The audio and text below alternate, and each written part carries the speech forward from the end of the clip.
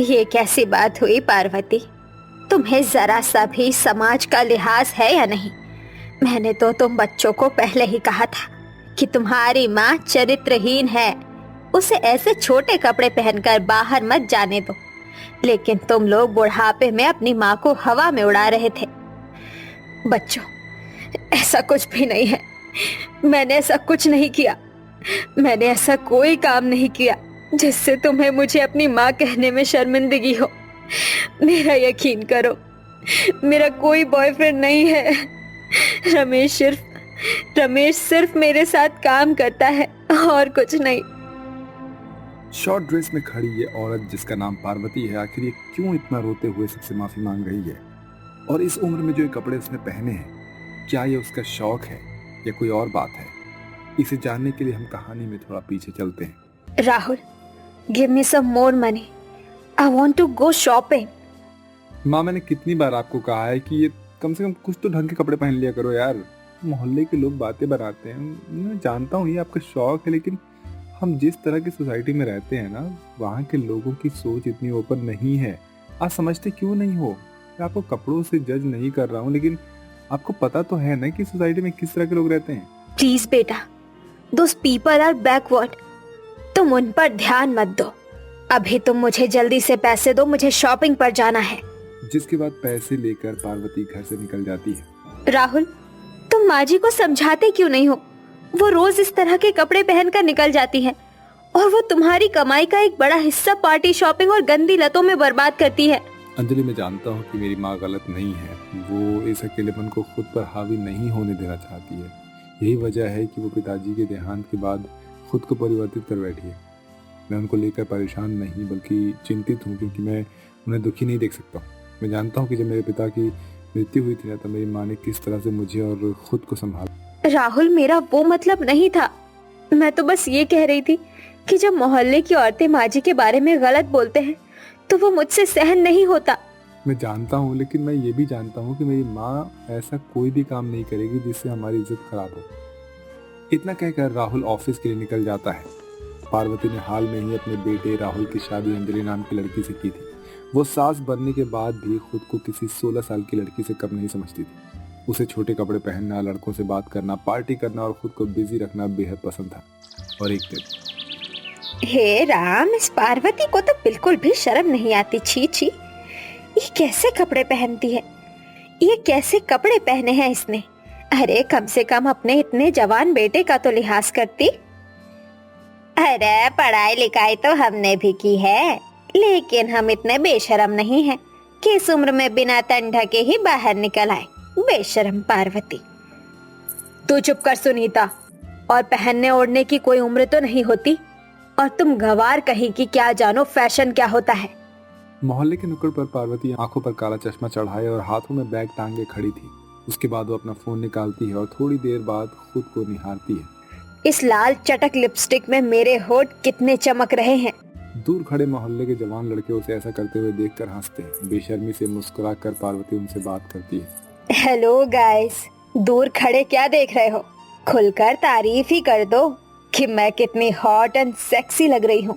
अरे पार्वती आंटी, आप तो रोज की तरह बिल्कुल टिप टॉप लग रही हो। मेरे कहने का मतलब है कि आप तो 16 साल की लड़कियों को भी अपने हुस्न के सामने फेल कर देती हो। ये सुनकर पार्वती मानो आसमान की सैर करने लगती है। What do you mean aunty? मैं तो तुमसे सिर्फ 1-2 साल बड़ी हूँ। कॉल मी पू। सुंदर तो मैं हूँ, तभी तो मोहल्ले की ये करमजली औरतें मुझे देखकर अंदर ही अंदर फूंकती रहती। ओके बाय गाइस, कल मिलते हैं। पता नहीं इस औरत को शर्म आती है या नहीं। बहन, बुढ़े तो बुढ़े, ये तो जवान लड़कों को भी नहीं छोड़ती। इसका बस चले तो ये छोटे बच्चों को भी लाइन मारने लग जाए। ऐसे ही वक्त गुजरता है और एक शाम जब पार्वती क्लब से अपने घर की ओर निकल रही थी, तभी उसके सामने एक कार आकर रुकती है, जिसमें एक आदमी सूट बूट पहने हुए उतरता है। यू बास्टर्ड, तुमने मेरी ड्रेस खराब कर दी है। पार्वती जैसे ही नजर उठाकर ऊपर देखती है तो वो देखती है कि एक अधेड़ उम्र का आदमी जिसका नाम राजेंद्र था उसकी तरफ देखकर मुस्कुरा रहा था। ओ माय गॉड, राजेंद्र, क्या ये तुम हो? So long time, how are you dude? Parvati, तुम तो बेहद संस्कारी थी यार। ये कैसे तुमने खुद को एकदम से पार्वती से मैं कैसे बदल लिया, मैं तुम्हें पहचान ही नहीं पाया। शादी के बाद थोड़े ही समय में मेरे पति का देहांत हो गया और वो मेरी गोद में 1 महीने के राहुल को छोड़कर मुझे इस जालिम दुनिया से अकेले लड़ने के लिए छोड़ गए। मुझे अपने बेटे को पालना था और खुद को भी इस समाज की घटिया सोच से ऊपर उठना था, ताकि लोग और दुनिया की नकारात्मक हवा मेरे कदम पीछे ना खींच सके। शुरुआत में नौकरी ना मिलने के कारण मुझे बेहद परेशानियों का सामना करना पड़ा, जिसके कारण मैंने खुद को एक नए युग की नारी के रूप में परिवर्तित किया और इस समाज से लड़ने के लिए डटकर खड़ी हो गई। माफ करना पार्वती, मैं नहीं जानता था कि तुम्हें इतना सहन करना पड़ा और तुम्हारे पति का देहांत हो चुका है। कोई बात नहीं, तुम बताओ, बच्चे तो बहुत बड़े हो गए होंगे तुम्हारे, और कहाँ रहते हो, और तुम्हारी बीवी कैसी है? तुम तो राधिका से शादी करने वाले थे। मैं तो तुम्हारी शादी में आ भी नहीं पाई, क्योंकि उस समय नई नई शादी होने के कारण मेरे पति का ट्रांसफर देहरादून हो गया था और मैं वही सेटल हो गई थी। शादी के कुछ दिन पहले ही राधिका ने मुझसे रिश्ता खत्म कर दिया और किसी और से शादी कर ली। मैं वो सदमा बर्दाश्त नहीं कर पाया और मैंने शादी ना करने का इरादा बना लिया। शादी के नाम से मानो मुझे नफरत हो गई है। माफ करना, मुझे तो लगा तुम्हारी शादी राधिका से ही हुई है। और बताओ, आजकल क्या कर रहे हो? अरे यार, सारी बातें यहीं खड़ी खड़ी कर लोगी या कहीं मुझे बैठाओगी भी? चलो मैं तुम्हें घर छोड़ देता हूँ। मेरी खुद की एक मल्टीनेशनल कंपनी है, अब साथ में कोई है नहीं, तो मैं अपना सारा दिल दिमाग वो सब कुछ उस कंपनी के लिए लगा देता हूँ। यही है जो है। अब पैसा तो बहुत है लेकिन खुशियाँ नहीं है।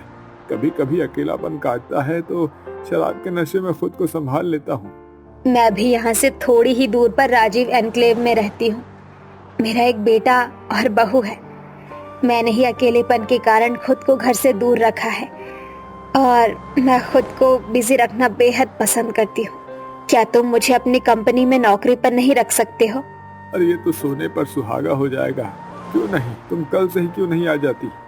ऐसे ही राजेंद्र बातों बातों में पार्वती को उसके घर छोड़ देता है। अब पार्वती राजेंद्र की कंपनी में जॉब करने लगती है और सुबह शाम राजेंद्र पार्वती को लाने और ले जाने का काम भी करता है। रोज रोज ऐसे ही किसी मर्द के साथ पार्वती का आना जाना देखकर मोहल्ले की औरतें फिर से बातें बनाना शुरू कर देती है।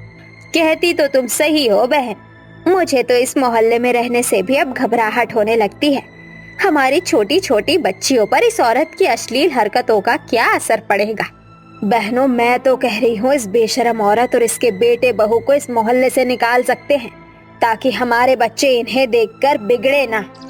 अगली ही सुबह मोहल्ले की सभी औरतें इकट्ठी होकर पार्वती के घर जाती हैं और घर के बाहर खड़ी होकर राहुल को जोर जोर से आवाज लगाने लगती। राहुल बेटा, आपको अपनी बच्चलन माँ के साथ ये जगह खाली करनी होगी, क्योंकि हम नहीं चाहते तुम्हारे चरित्रहीन माँ का साया हमारे नौजवान बच्चों पर पड़े।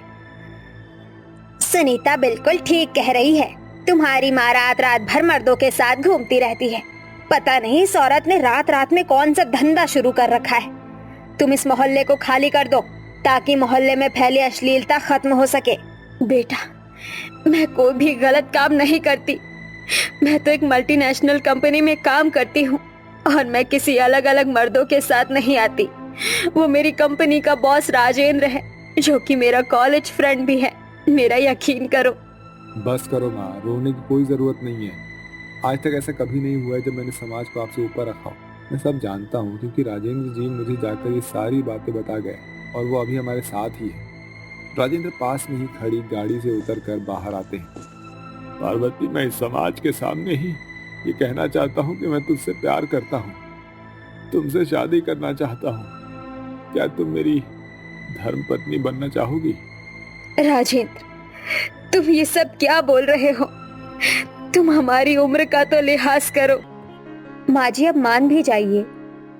पिताजी के देहांत के बाद आप कितनी अकेली हो ये हम सब जानते हैं, और राहुल आपको लेकर काफी परेशान रहते हैं। अब आपके मुश्किल भरे दिन खत्म और प्यार भरे दिन शुरू करने का टाइम आ गया है। हाँ माँ, आप राजेंद्र जी से शादी कर लीजिए।